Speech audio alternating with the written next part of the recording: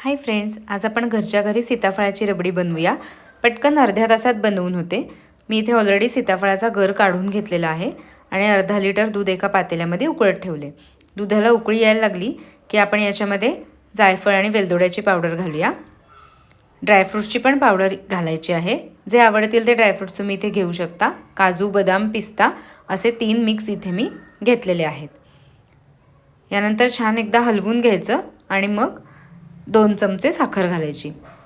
जर तुम्हाला गोड जास्त आवडत असेल तर साखरेचं प्रमाण थोडंसं वाढवू शकता आणि केशरही घालायचं। अवेलेबल असेल तर वापरा, ऑप्शनल आहे केशर। यानंतर मी इथे मिल्क पावडर वापरते। 3 ते 4 चमचे मिल्क पावडर इथे घालते। ह्यानी छान कन्सिस्टन्सी येते। दूध आटल्यानंतर एकदम परफेक्ट कन्सिस्टन्सी मिळायला मदत होते। आता हे सगळं घालून झालं की एकदा छान हलवून घ्यायचं आहे आणि दूध आटवून घ्यायचं।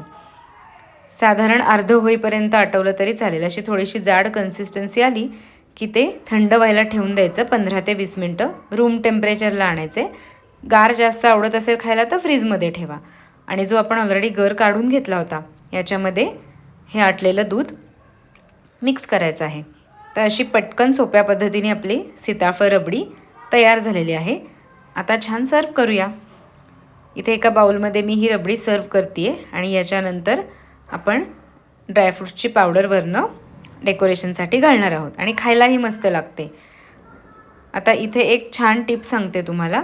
मी इथे अर्धा चमचा गुलकंदसुद्धा ह्याच्यात ॲड करणार आहे, ज्याने रंग पण छान येतो आणि नॅचरल चव पण आपल्याला चांगली मिळते। तर ही रेसिपी नक्की ट्राय करा आणि कमेंट करा, मला सांगा कशी झाली आहे, तुम्हाला आवडली का। अशा छान छान रेसिपी बघण्यासाठी लाईक, शेअर आणि सबस्क्राईब करा। Thank you, bye bye. परत भेटूया नवीन रेसिपीसोबत।